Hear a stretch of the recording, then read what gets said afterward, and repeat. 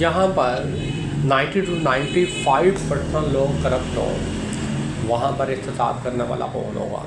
अगर हाँ, यहाँ पर एहतसाब सिर्फ एक ही सूरत में सामने आता है, जब किसी से काम निकलवाना होता है, जब किसी से ख़तरा होता है, जब कोई सियासी कुव्वत गैर सियासी कुव्वतों का कहना ना माने, जब किसी गैर सियासी कुव्वत ने अपनी मन मर्जी के मुताबिक नताइज हासिल करने होते हैं। तो बिस्मिल्लाहिर्रहमानिर्रहीम, अस्सलाम वालेकुम। उम्मीद करता हूँ अल्लाह के फजलो करम से आप सब खैरियत होंगे। पाकिस्तान में जब भी कुछ स्कैंडल आता है या करप्शन के केसेस एकदम उभर कर आते हैं, तो अरबों और खरबों के ये करप्शन के केसेस इनके लिए ऐसी बात होती है जैसे कोई लाख 2 लाख का मसला हो, और जैसे कोई गरीब के लिए 1000 और 500 का मसला होता है। सवाल ये पैदा होता है, कोई शख्स इतनी हद डर्मी के साथ, इतनी बेखौफी के साथ, इतनी मनमर्जी के साथ किस तरीके से किस तरह पाकिस्तानी ख़जाने को चूना लगा सकता है, किस तरह इतने वसी पैमाने पर वो करप्शन कर सकता है, किस तरीके से इस सरकारी अफसर शाहाना ज़िंदगी के मज़े ले सकता है, किस तरीके से सरकारी अफसर अपनी बादशाहत वाली ज़िंदगी गुजार सकता है।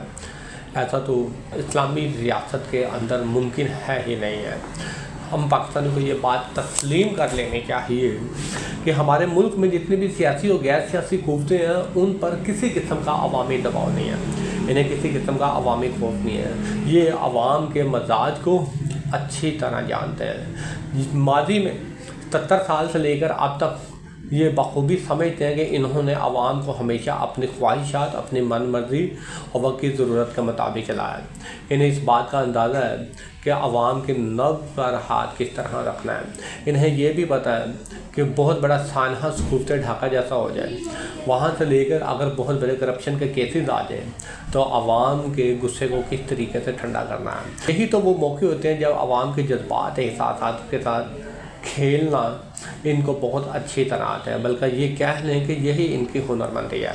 कहते हैं कि पाकिस्तान में अवाम को शाऊर आ चुका है। अगर पाकिस्तान में अवाम को इतना ही शाऊर आ चुका है तो फिर बात ये है, बारहा दफ़ा इतने स्कैंडल का निकलना, बारहा दफ़ा करप्शन के केसेस का निकलना, बारहा दफ़ा बेखौफी के साथ पाकिस्तान के वज़रा का करप्शन में मुलव्वस होना, ऐसा क्यों होता है? साथ के अदारे तो मौजूद हैं, मगर सरकारी सतह पर हमने आज तक नहीं देखा कि मुल्क की सियासी और गैर सियासी क़ुव्वतों का किसी ने एहतसाब किया हो।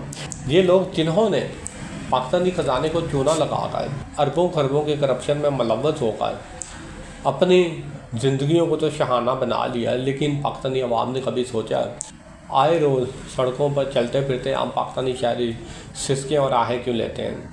इनके ऊपर हमेशा ज़हनी तनाव क्यों रहता है? अपने ख़ानदान की कफ़ालत का ज़हनी तनाव बात कर बहुत से लोगों की जान भी ले चुका है। ये हम पाकिस्तानी कौम के ऊपर एक सवालिया निशान है।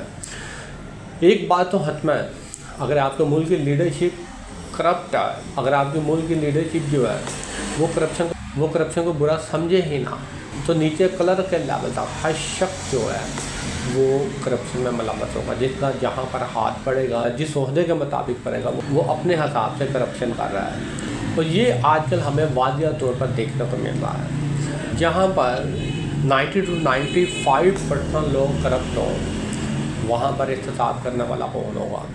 अगर हाँ, यहाँ पर एहतसाब सिर्फ एक ही सूरत में सामने आता है, जब किसी से काम निकलवाना होता है, जब किसी से ख़तरा होता है, जब कोई सियासी कुव्वत गैर सियासी कुव्वतों का कहना ना माने, जब किसी गैर सियासी कुव्वत ने अपनी मन मर्जी के मुताबिक नताइज हासिल करने होते हैं, तो फिर यही करप्शन ब्लैकमेलिंग के तौर पर एक वादिया तौर पर हथियार बनकर हमारे सामने आती है। कितनी करप्शन की और कौन कौन करप्शन में मुलव्वस रहा है। करप्शन को जड़ से उसी वक्त उखाड़ा जा सकता है जब रियासत पाकिस्तान को कोई ईमानदार लीडरशिप मिलेगी। शुक्रिया।